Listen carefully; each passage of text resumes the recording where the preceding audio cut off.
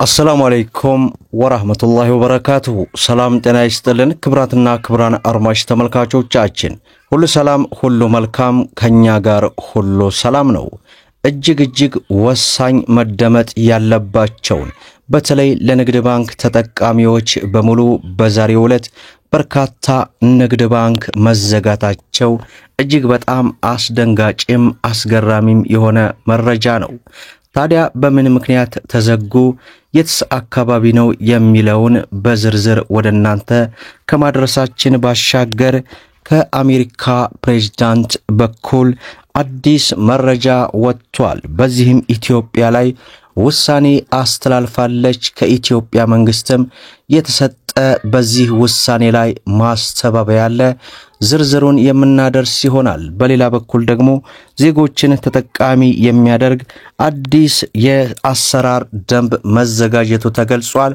ሌሎች መረጃዎችም ጨምረን ወደናንተ እናደርሳለን። ቪዲዮ ላይክ ቻናሉን ሰብስክራይብ ያደረጋችሁ እስከ መጨረሻው ድረስ አብራችሁን ቆዩ እያልን በቀጥታ ወደ መረጃው አመራን። እንግዲህ ክብራን ተመልካቾቼ በዛሬው ዕለት ለኢትዮጵያ ንግድ ባንክ ተጠቃሚዎች በሙሉ እጅግ በጣም አስገራሚና አስደንጋጭ የሆነ መረጃ ነው። ከንግድ ባንክ ፕሬዝዳንት በኩል የወጣው መግለጫ እነዚህ በርካታ ቁጥር ያላቸው ቅርንጫፎች መዘጋጃታቸው ከምን ጋር ተያይዞ ነው የሚለውን ዝርዝር መረጃ እናስደምጣችኋለን። በተለይ በዛሬው ዕለት የአሜሪካው ፕሬዝዳንት በኢትዮጵያ ላይ አዲስ የሆነ ውሳኔ አስተላልፈዋል። ይህንን ውሳኔ ተከትለው ከኢትዮጵያ መንግስት በኩልም የተሰጠ ምላሽ አለ።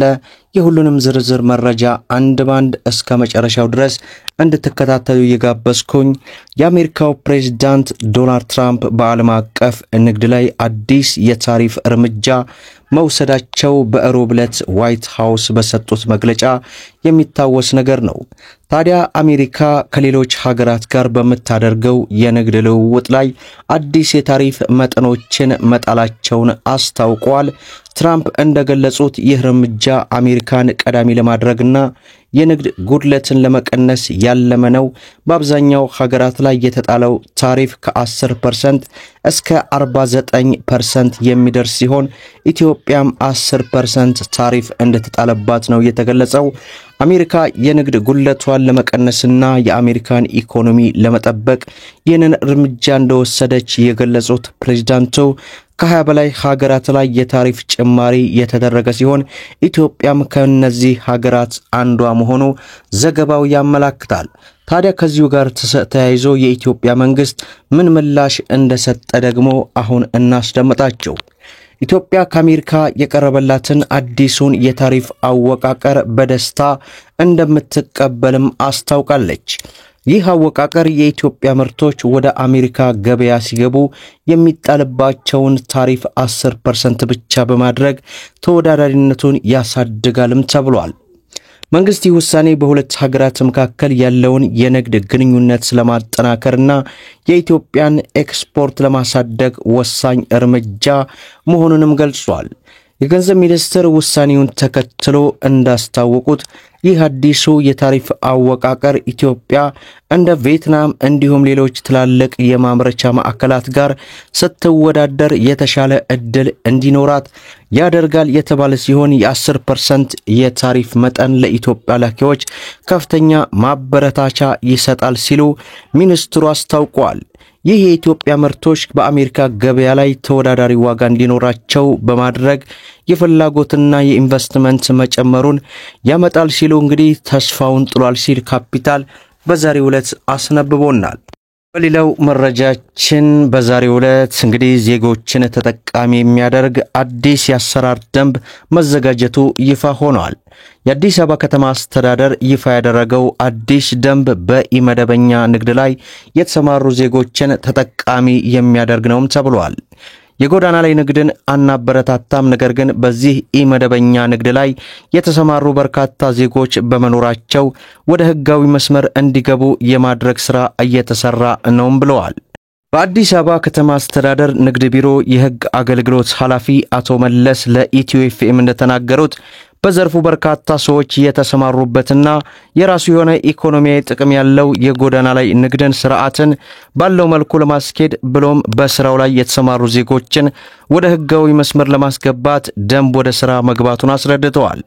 የከተማ አስተዳደሩ መደበኛ ያልሆነው የጎዳና ላይ ንግድ ስርዓት ይያዛል በማለት ይፋ ያደረጋቸው የደንብ ቁጥር 184/2017 በ5 ክፍሎችና በ34 አንቀጾች ተዋቅሮ የካቲት 29 ቀን 2017 እንደጸደቀም ተናግረዋል። የአዲስ አበባ ፖሊስ ኮሚሽን የአዲስ አበባ ገቢዎች ቢሮን ጨምሮ በከተማ አስተዳደር ስር ያሉ የተለያዩ ባለድርሻ የመንግስት አካላት በጋራ በመሆን ደንቡን እንደሚያስፈጽሙም አክለዋል። የደንቡ መውጣት ተከትለው በጎዳና ንግድ ላይ የተሰማሩ ዜጎች የግብር ከፋይ መለያ ቁጥርን ጨምሮ ማሟላት ያለባቸውን መስፈርቶች በማሟላት ዕውቅና ተሰጥቷቸዋል ወደ ሥራ ይገባሉ ሲሉ የከተማዋ ንግድ ቢሮ የሕግ አገልግሎት ኃላፊ አቶ መለሰ መግለጻቸው ነው የተገለጸው። በሌላው መረጃችን በዛሬው ዕለት በርካታ የንግድ ባንክ ቅርንጫፎች መዘጋታቸው ተገልጿል። በዚህም የክልል መንግስታት በጀታቸውን ወደ ግል ባንኮች ማዞር ንግድ ባንክን በሙሉ አቅሙ እንዳይሰራ ተጽዕኖ አሳድሯል መባሉን ካፒታል ገልጿል። የክልል መንግስታት በጀትን ወደ ግል ባንኮች የማዞር አዝማሚያ መቀጠሉንና በእያንዳንዱ የሀገሪቱ አካባቢዎች የሚታየው የጸጥታ ችግር የባንኩ ቅርንጫፎች በሙሉ አቅማቸው እንዳይሰሩ ተጽዕኖ እያሳደረባቸው መሆኑን የኢትዮጵያ ንግድ ባንክ ፕሬዝዳንት አቶ አቤሴኖ ተናግረዋል። ፕሬዝዳንቱ እንዳሉት እነዚህን ጨምሮ ተግዳሮቶች ምክንያት ላለፉት 8 ወራት በርካታ የባንኩ ቅርንጫፎች አገልግሎታቸው ለረጅምና ለአጭር ጊዜ እንዲዘጋ በመደረጉ ከ418ቱ የንግድ ባንክ ቅርንጫፎች መካከል 15ቱ ሙሉ በሙሉ አገልግሎት መስጠት እንዳይችሉ መደረጋቸውን ገልጸዋል። የሕዝብ ተወካዮች ምክር ቤት የመንግስት ልማት ድርጅቶች ቋሚ ኮሚቴ የባንኩን የ2017 ዓመት በጀት በ8 ወራት የሥራ አፈጻጸም ሪፖርት መገምገሙን ካፒታል ተመልክቷል። ታዲያ አቶ አቤሴኖ እንደገለጹት የባንኩ ኢንዱስትሪው አጠቃላይ የተቀማጭ ገንዘብ 2.99 ትሪሊየን ብር ደርሷል። ይህም ትልቅ ምዕራፍ ነው። ከዚህ ውስጥም የኢትዮጵያ ንግድ ባንክ 49.3% የገበያ ድርሻ በመያዝ ከፍተኛውን ድርሻ ይዟልም ብለዋል። ባንኩ 367 ቢሊዮን ብር ተቀማጭ እንዲሁም መሰብሰብና ከባለፈው ዓመት ተመሳሳይ ወቅት አንጻር ሲነጻጸር የ344.4% እድገት ማሳየቱንም አብራርተዋል። በበጀት ዓመቱ ባንኩ ከሰጣቸው ብድሮች በመጀመሪያው 8 ወራት 149.26 ቢሊዮን ብር መሰብሰቡን እንዲሁም ተመሳሳይ ወቅት ጋር ሲነጻጸር የ66.8% እድገት ማሳየቱን ካፒታል በዛሬው ዕለት መረጃውን አውጥቶት ወደ እናንተ አደርሰናል።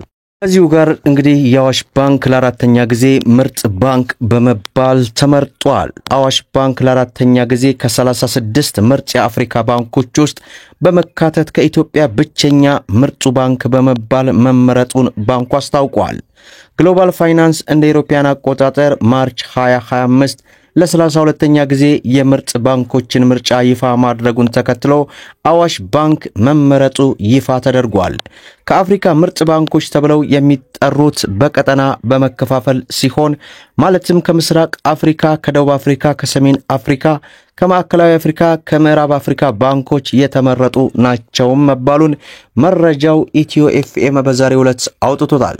መደመጥ ያለባቸውን ወሳኝ የሆኑ መረጃዎችን ይመስላሉ። ቪዲዮን ላይክ ሼር አድርጉት እያልኩ እስከ ፍጻሜው ድረስ አብራችሁን ስለቆያችሁ ልባዊ ምስጋናችን እየሰጠን በሌላ ቪዲዮ እስከምንገናኝ ወሰላሙ አለይኩም ወራህመቱላህ።